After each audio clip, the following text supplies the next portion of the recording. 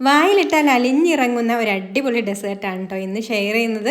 എല്ലാവരും ഇഷ്ടപ്പെടുന്ന Biscoff biscuit വെച്ചിട്ടാണ് നമ്മൾ ഈ ഒരു നോ ബേക്ക് ചീസ് കേക്ക് റെഡിയാക്കി എടുക്കുന്നത്. നല്ല ടേസ്റ്റാണ് കേട്ടോ ഇത്. ഒരു തവണ ഉണ്ടാക്കി കഴിച്ചാൽ മതി, പിന്നെ നമുക്കിത് വീണ്ടും വീണ്ടും കഴിക്കാനായിട്ട് തോന്നും കേട്ടോ. അത്രയ്ക്ക് ടേസ്റ്റാണ്.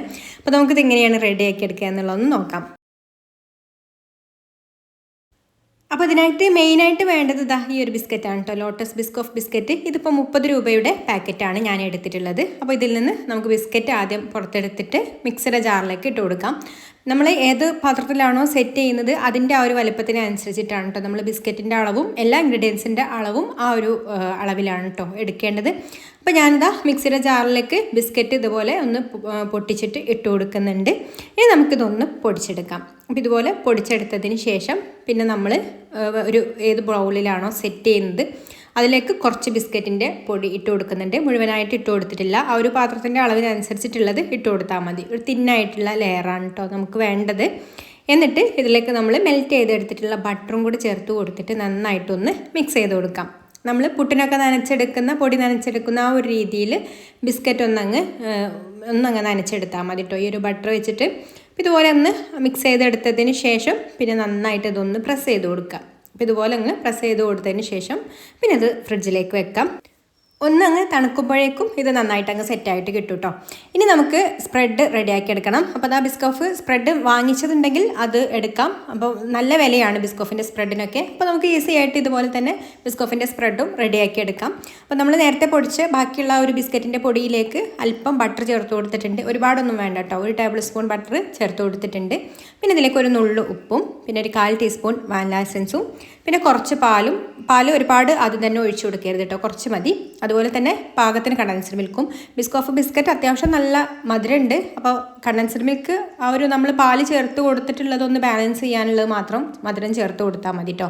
പിന്നെ അതിലേക്ക് സിന്നമൺ പൗഡറാണ് ചേർത്ത് കൊടുക്കുന്നത്. അതൊരു 1/4 ടീസ്പൂൺ ചേർത്ത് കൊടുത്തിട്ട് നന്നായിട്ടൊന്നങ്ങ് അടിച്ചെടുക്കാം. അപ്പോൾ ഇതുപോലെ അങ്ങ് അടിച്ചെടുത്താൽ മതി. കുറച്ചൊരു തിക്കായിട്ട് തന്നെ ഈ ഒരു സമയത്ത് റെഡിയാക്കി എടുക്കാം കേട്ടോ. അപ്പോൾ അത് നമ്മുടെ ബിസ്കോഫിൻ്റെ സ്പ്രെഡും ഇവിടെ റെഡി ആയിട്ടുണ്ട്. സ്പ്രെഡൊക്കെ പുറത്തുനിന്ന് വാങ്ങിക്കുമ്പോൾ നല്ല വിലയാണ്. അപ്പോൾ ഇതുപോലെ നമുക്ക് ഈസി ആയിട്ട് ഉണ്ടാക്കിയെടുക്കാം. ഇനി നമ്മൾ വേറൊരു ബൗളിലേക്ക് ഇതാ ക്രീം ചീസ് എടുത്തിട്ടുണ്ട്. ക്രീം ചീസിലേക്ക് ആവശ്യത്തിന് പഞ്ചസാരയുടെ പൊടി ചേർത്ത് കൊടുത്തിട്ട് നന്നായിട്ടൊന്ന് ബീറ്റ് ചെയ്ത് കൊടുക്കാം. ക്രീം ചീസിൽ നല്ലൊരു പുളിപ്പ് ഉണ്ടാവും കേട്ടോ. അപ്പോൾ അതൊന്ന് സ്വീറ്റാക്കി എടുക്കണം. പഞ്ചസാര പൊടിച്ച് ചേർത്തിട്ട് നന്നായിട്ടൊന്ന് ബീറ്റ് ചെയ്ത് കൊടുത്തതിന് ശേഷം പിന്നെ ഒരു 2 ടേബിൾ സ്പൂൺ കണ്ടൻസ്ഡ് മിൽക്കും കൂടി ചേർത്ത് കൊടുത്തിട്ട് ഒന്നും കൂടെ അങ്ങ് ബീറ്റ് ചെയ്ത് കൊടുക്കുന്നുണ്ട് കേട്ടോ. അപ്പോൾ അതാ ക്രീം ചീസ് റെഡിയായി. ഇനി ഇതവിടെ മാറ്റി വെച്ചിട്ട് വേറൊരു ബൗളിൽ വിപ്പിംഗ് ക്രീം എടുത്തിട്ട് നന്നായിട്ടൊന്ന് ബീറ്റ് ചെയ്ത് കൊടുക്കാം. വിപ്പിംഗ് ക്രീം നല്ല തിക്കായിട്ട് ഇതുപോലെ ഫ്ലഫി ആയിട്ട് വന്നതിന് ശേഷം പിന്നെ നമ്മൾ നേരത്തെ അടിച്ചെടുത്തിട്ടുള്ള ഒരു ക്രീം ചീസ് ഇതിലേക്ക് ചേർത്ത് കൊടുക്കാം. പിന്നെ ബിസ്കോഫിൻ്റെ സ്പ്രെഡിൽ നിന്ന് അതും കുറച്ച് ഇതിലേക്ക് ചേർത്ത് കൊടുത്തിട്ട് ഒന്നും കൂടെ നന്നായിട്ട് ബീറ്റ് ചെയ്ത് കൊടുക്കാം. അപ്പോൾ നമ്മുടെ ക്രീം റെഡി ആയിട്ടുണ്ട്. ഇനി നമ്മൾ നേരത്തെ സെറ്റാവാൻ വെച്ചിട്ടുണ്ടായിരുന്ന ആ ഒരു ബിസ്ക്കറ്റ് ഉണ്ടല്ലോ, അതിൻ്റെ മുകളിലേക്ക് ഈ ഒരു ക്രീം മൊത്തത്തിൽ ഇതുപോലെ അങ്ങ് സ്പ്രെഡ് ചെയ്ത് കൊടുക്കാം. മുകളിലൊക്കെ ഇതുപോലെ ഒന്നങ്ങ് ഫിനിഷിങ് ആക്കി എടുക്കുക കേട്ടോ.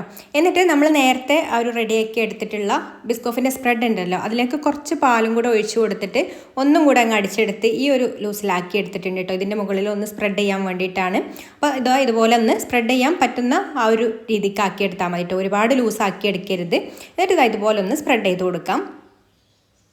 ഇനി ഇതാ ഫ്രിഡ്ജിൽ വെച്ചിട്ട് നന്നായിട്ട് ഇതൊന്ന് തണുപ്പിച്ചെടുക്കണം. ഒരു 4-5 മണിക്കൂർ ഒന്നങ്ങ് തണുപ്പിച്ചെടുക്കാം കേട്ടോ. എന്നിട്ട് ഇതിൻ്റെ മുകളിൽ നമ്മളിതാ സൈഡിലായിട്ട് ബിസ്ക്കറ്റ് പൊടിച്ചത് ഒന്ന് ഇട്ട് കൊടുക്കുന്നുണ്ട്. ഡെക്കറേഷനൊക്കെ നമ്മുടെ ഇഷ്ടത്തിനനുസരിച്ചിട്ട് എങ്ങനെ വേണമെന്നുണ്ടെങ്കിലും ചെയ്യാം കേട്ടോ.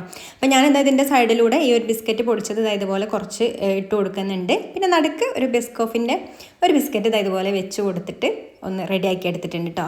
അപ്പോൾ ഇത്രയേ ഉള്ളൂ, നമ്മുടെ ബിസ്കോഫ് ചീസ് കേക്ക് റെഡി ആയിട്ടുണ്ട്. വായിലിട്ടാൽ അലിഞ്ഞിറങ്ങുന്ന അടിപൊളി ടേസ്റ്റുള്ള ഒരു ചീസ് കേക്കാണ് കേട്ടോ ഇത്. ഒന്ന് ട്രൈ ആക്കി നോക്കിക്കോളൂ, ട്രൈ ചെയ്യാത്തവരാണെന്നുണ്ടെങ്കിൽ. ഇഷ്ടമായിട്ടുണ്ടെങ്കിൽ ലൈക്ക് ചെയ്യാനും ഷെയർ ചെയ്യാനും ചാനലൊന്ന് സബ്സ്ക്രൈബ് ചെയ്യാനും ഫേസ്ബുക്കിലാണെന്നുണ്ടെങ്കിൽ പേജ് ഒന്ന് ഫോളോ ചെയ്ത് സപ്പോർട്ട് ചെയ്യാനും കൂടി മറക്കല്ലേ. പിന്നെ മറ്റൊരു നല്ല റെസിപ്പിയുമായിട്ട് അടുത്ത വീഡിയോയിൽ കാണാം.